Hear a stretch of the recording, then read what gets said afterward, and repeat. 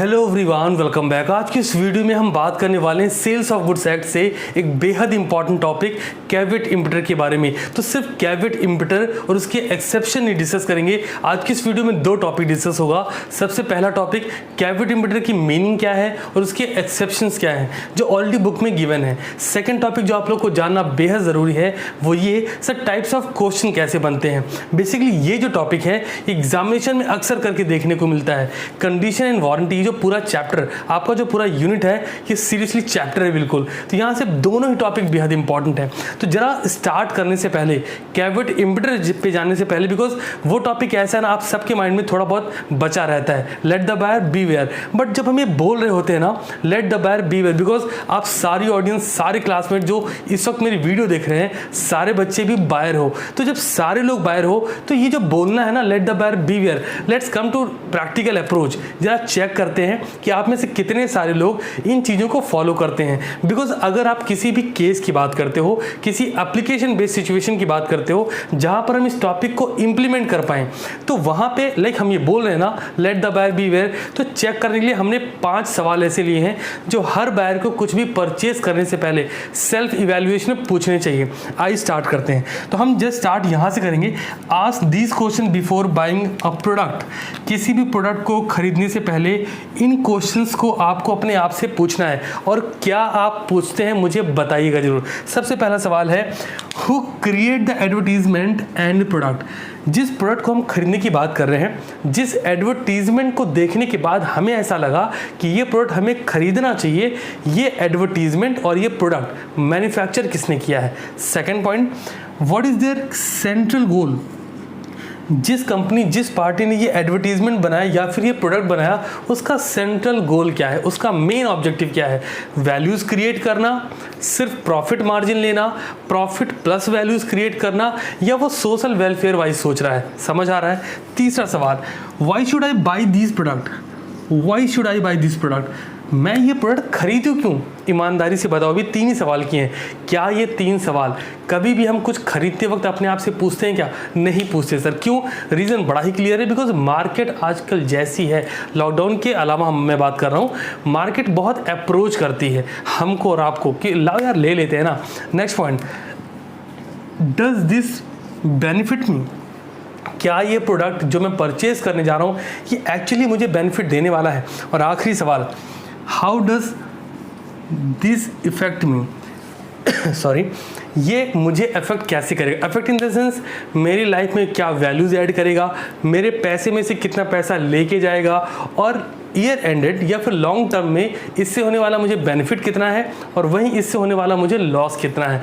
अगर ये pervasive loss दे रहा है तो भाई ये प्रोडक्ट मुझे नहीं लेना चाहिए।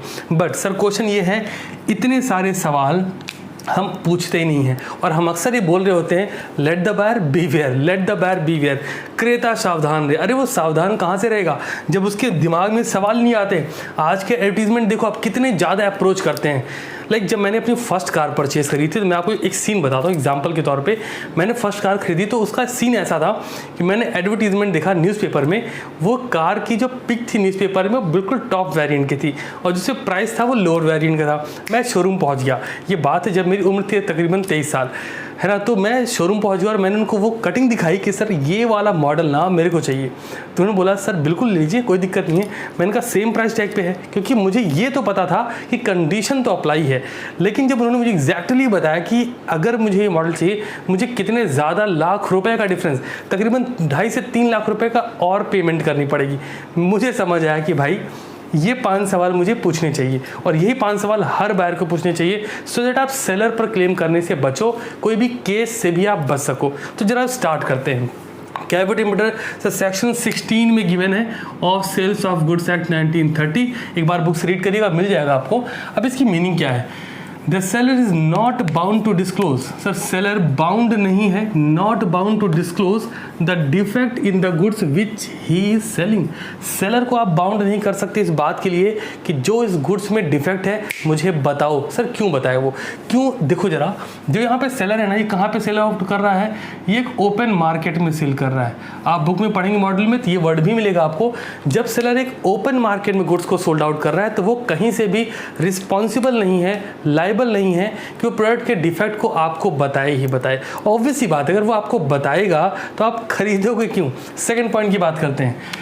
It is the duty of the buyer. Sir buyer की ड्यूटी है, समझ रहे हो क्या? ये 5 सवाल। It is the duty of the buyer to satisfy himself before buying, not after buying, before buying the goods that it will serve the purpose for which they are being bought. अब ये buyer की duty है, खरीदने से पहले check कर ले कि जिस पर्पस के लिए वो खरीद रहा है वो पर्पस उसका सेटिस्फाई करेगा या नहीं करेगा। अब यहाँ मैंने एग्जाम्पल कोट किया, ध्यान से सुनना। A man buy Amrit the प्याला। मैंने एक इंसान है, वो क्या कर रहा है? अमृत द प्याला खरीद रहा है। कहीं पे तो सेल आउट हो रहा था, वो अमृत द प्याला बोल बोल के सेल किया रहा, ठीक है। A man buy Amrit the pyala believe drinking it would make him rich. और उसका बिलीव कैसा है? उस मैन का बिलीव है, उसको ऐसा लगता है कि ये क्योंकि नाम अमृत द प्याला है तो इसको पीने के बाद मैं रिच हो जाने वाला हूँ। तो जरा समझो, ये किसको लग रहा है कि रिच होने वाला है? बायर को ऐसा लग रहा है। नाम अमृत द प्याला है, उसकी क्वालिटीज़ नहीं है। उसे ये 5 सवाल पूछने चाहिए थे कि बनाया किसने है। जैसे से पता लगता कि बनाया तो इस निकम्मे ने जो बेच रहा है, ये खुद रिच नहीं है, तो ये पीने से मैं रिच कैसे हो सकता हूँ? पहले सवाल पे फेलियर मिल जाता, बाकी पूछने की ज़रूरत नहीं होती। और वो उसे बाय नहीं करता, ना बाय करता, ना इस कंडीशन की बात आती। तो बहुत ही सिंपल वे में समझना है कि जब भी बायर कुछ परचेज करने जा रहा है, बाय करने जा रहा है, तो लेट द बायर बीवेयर, उससे अवेयर होना पड़ेगा कि वो जो प्रोडक्ट वो बाय करने जा रहा है वो उसकी नीड को जिस लेवल पे वो सोच रहा है सेटिस्फाई करेगा या नहीं करेगा। आई होप ये क्लियर है। Now come to next point, exception to the rule. Sir rule क्या है? रूल है लेट द बायर बीवेयर, क्रेता सावधान है। अब कुछ रूल है, कहाँ कहाँ पर उसे सावधान होने की ज़रूरत नहीं पड़ती। सबसे पहला point, purpose is made known to the seller. अब जरा एक बात बताओ, एक पेट्रोल पंप वाला है जो पेट्रोल में डील करता है, ठीक है, सिर्फ पेट्रोल में डील करता है, पेट्रोल और डीजल, वो 2 पॉइंट पे डील कर रहा है। अब जब भी आप पेट्रोल पंप जाते हो पेट्रोल फिल कराने, तो क्या आप उससे हर बार ये पूछते हो, अच्छा सुनना इसमें कुछ मिलाए तो नहीं हो? अच्छा अगर मान लो मिलावट है, एक काम करते हैं, चलो एग्रीमेंट साइन करते हैं, कॉन्ट्रैक्ट बनाते हैं कि इन फ्यूचर अगर मेरी बाइक, मेरी कार में कोई डिफेक्ट आया तो मैं आप पे केस फाइल कर पाऊंगा। आप में से कितने लोग ऐसा करते हो? नहीं करते हो। चलो एक बहुत बेसिक सी चीज़ बताता हूँ, हमारा और आपका बिलीफ सिस्टम किस हाई लेवल पर है आपको समझ आएगा। आप में से जितने भी लोग रेस्टोरेंट में आज तक खाना खाने गए हैं, सभी गए होंगे, ऑब्वियस सी बात है। तो क्या आपने कभी भी उस होटल, उस रेस्टोरेंट के मालिक या वेटर को बुला के ऐसा पूछा, सुनना इधर आना जरा, एक बात बताया, ये जो ला रहा तो खाने के लिए इसमें जहर तो नहीं मिला है? ऐसा पूछते हो क्या? नहीं पूछते। मतलब हमारा बिलीफ सिस्टम टॉप लेवल पे है। हम जब इतना ज़्यादा बिलीव करते हैं तो सर अवेयरनेस की तो बात ही नहीं आती ना फिर। तो यहाँ पे क्योंकि हम कुछ भी बाय करते वक्त इन 5 सवालों से काफ़ी कोसों दूर हैं, हमें फ़र्क ही नहीं पड़ता। क्यों? हम बाय वही चीज़ कर रहे होते हैं जिसकी पेइंग कैपेसिटी हमारे पास होती है। तो जब हम उस मोड में शिफ्ट होते हैं कि हम उसे पे ऑफ करके ले सकें, तो हम बाकी चीज़ें भूल जाते हैं। हमारा फोकस किस पे होता है? ये मिल जाए बस, है ना। चलो नेक्स्ट पॉइंट की बात करेंगे। तो अगर आपने पर्पस क्लियर कर रखा है, किसको? सेलर को। एग्जाम्पल के लिए आप एक हॉर्स परचेज करने जाते हो, उस हॉर्स वाले से बोलते हो, एग्जैक्ट वर्ड बोलते हो कि ये हॉर्स मुझे हॉर्स रेसिंग के लिए चाहिए, क्या ये उसके लिए सुटेबल है?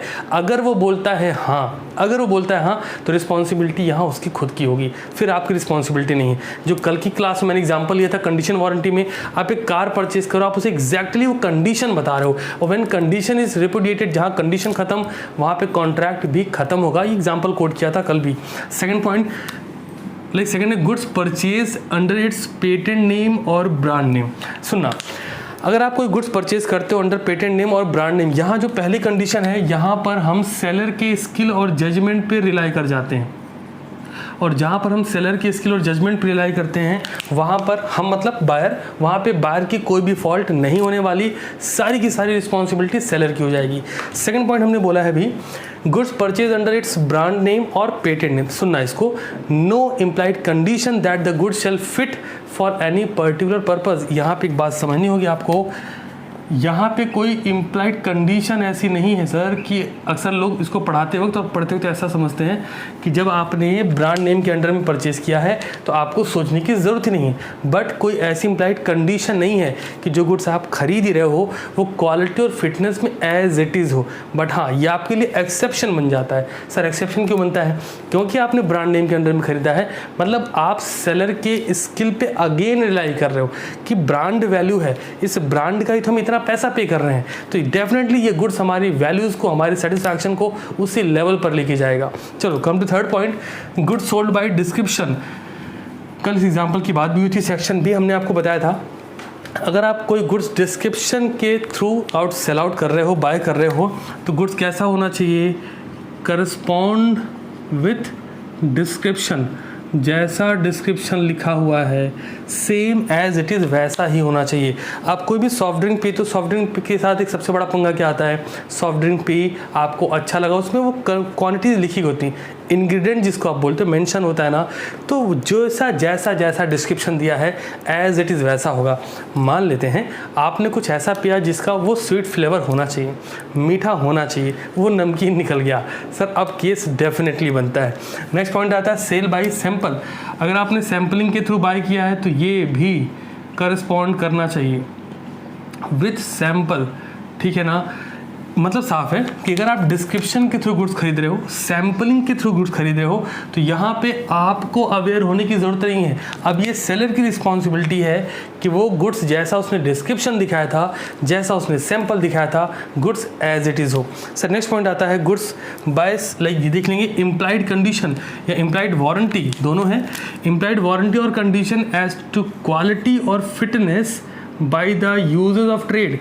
अब अगर ये पॉइंट डेफिनेटली आ ही रहा है पॉइंट पे, तो सुनना, for a particular purpose and seller divide from that. अगर आपका कोई पर्टिकुलर पर्पस है और आप उसे स्पेसिफिकली बता रहे हो कि मुझे इस क्वालिटी और इस फिटनेस से गुड्स की रिक्वायरमेंट है क्योंकि मैं उसमें ट्रेडिंग करने वाला हूँ, तो वो गुड्स उसके अकॉर्डिंग ही होना चाहिए। अगेन आपको अवेयर होने की ज़रूरत नहीं है। एग्जाम्पल, आप एक जिम चलाने वाले हो, एक नया जिम सेटअप करने वाले हो, है ना, सिल्वर जिम, जुबली जिम, जो आपके दिमाग में नाम आ जाए, जो अच्छा लगे, है ना, पाजी जिम कह लो। आप एक जिम ओपन करने वाले हो, तो आपने जिम ओपन करने जो भी एसेसरीज चाहिए थी वो आप एक स्पोर्ट्स शॉप पे गए जहाँ पे आपने उसको एग्जैक्टली बताया हमें जिम ओपन करनी है, घर पे नहीं जिम करना है, एक जिम ओपन करनी है, तो पूरा सेटअप चाहिए। अब वो आपको वही चीज़ देने वाला है जो आपके ट्रेड के लिए क्वालिटी वाइज भी होंगी और फिट भी होंगी। तो क्योंकि आपने अपने स्पेसिफिक पर्पस बता दिया, तो ऑब्वियस सी बात है यहाँ पे आपको अवेयर होने की ज़रूरत बिल्कुल नहीं है। नेक्स्ट पॉइंट की बात करेंगे, seller sell the goods by making some misrepresentation और फ्रॉड। अगर सर सेलर खुद कलाकारी कर रहा है, मिस रिप्रेजेंट कर रहा है चीज़ों को, उसे पता है कि इसमें फॉल्ट है और वो फिर भी आपको बता रहा है नहीं बहुत कमाल का है, तो वो क्या कर रहा है? फ्रॉड कर रहा है। इस सिनेरियो में जब भी मिस रिप्रेजेंटेशन या फ्रॉड होता है, कॉन्ट्रैक्ट बिकम वॉइडेबल, है ना, on behalf of victim party, बोले तो बायर जो होगा। तो अगर कॉन्ट्रैक्ट वॉइडेबल हो रहा है तो आपके पास केस करने के राइट्स आ जाते हैं, और जब बायर के पास केस करने के राइट्स आ जाएंगे तो कैविट इंप्यूटर का क्या हो जाएगा? ये exception. In short, exceptional case वो है जहाँ पर बायर को राइट्स मिलता है अगेंस्ट सेलर। पूरे इसको समराइज करना है तो हमें क्या लिख लेना चाहिए? Buyer got rights against seller, इतना लिख लो। और ये वर्ड किसके लिए यूज होगा sir? Exception to the rule of let the buyer beware. तो सिंप्लीफाई करना है, जब हम बोलेंगे कैविट इंप्यूटर तो यहाँ पे किसके पास एप्लीकेबिलिटी है? यहाँ सेलर के पास राइट्स हैं बायर के अगेंस्ट में। फिर से बोलता हूँ, फिर से सुन लो, जब हम बोलेंगे कैविट इंप्यूटर तो यहाँ पे किसके पास है राइट्स?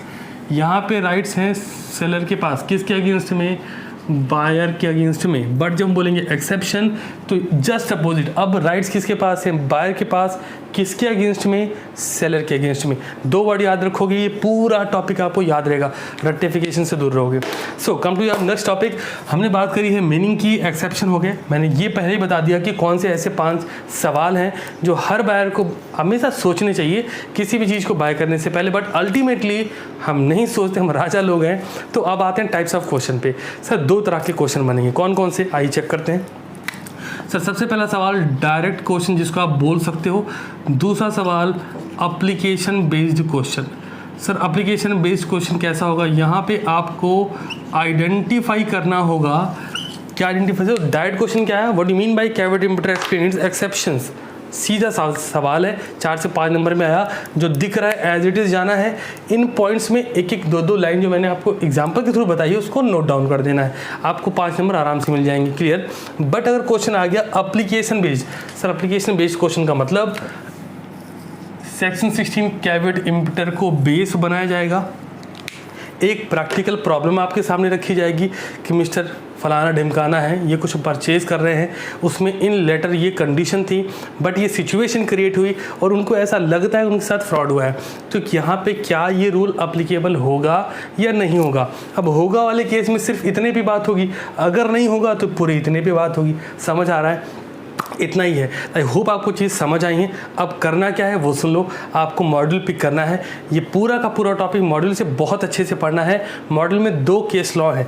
एक पॉइंट और आपको बता देता हूँ, कैविटी इम्पिटर का केस 1916 में आया था, ये भी जान लीजिए। अगर आप लिखना चाहें इसे ज़रूर लिख सकते हैं। Sir sales of goods act कब बना है? 1930 में। आप बोलो सर फिर ये पहले कैसे आ गया? कुछ बच्चों ने आज मुझसे पूछा था, मैं फिर से क्लियरेंस दे रहा हूँ। सेल्स ऑफ गुड्स एक्ट भी कॉन्ट्रैक्ट एक्ट से निकल के बाहर आया है। तो कॉन्ट्रैक्ट एक्ट कब बना सर? 1872 में। तो बट ऑब्वियस है उस टाइम पे ये सिनेरियो क्रिएट हो चुका था। तो कैविटी इम्पिटर केस कब का है? 1916, जहाँ पे ये बताया गया था कि कैविटी इम्पिटर क्या है, उससे रिलेटेड एक्सेप्शन क्या है। तो जब भी एप्लीकेशन बेस्ड क्वेश्चन बनेगा तो चीज़ें बहुत सिंपल रखना। अब फटाफट से काम करो, मॉड्यूल उठाओ, सारे पॉइंट पढ़ लो और मैं कोशिश करूंगा आज रात 9 बजे जो टेलीग्राम पे टास्क मिलता है उससे आपको कैविटी इम्पिटर से रिलेटेड कुछ क्वेश्चन दूं सो दैट आप प्रैक्टिस कर पाओ। चलो मिलता हूं बहुत ही जल्द, तब तक के लिए शानदार रहिए और पढ़ते रहिए।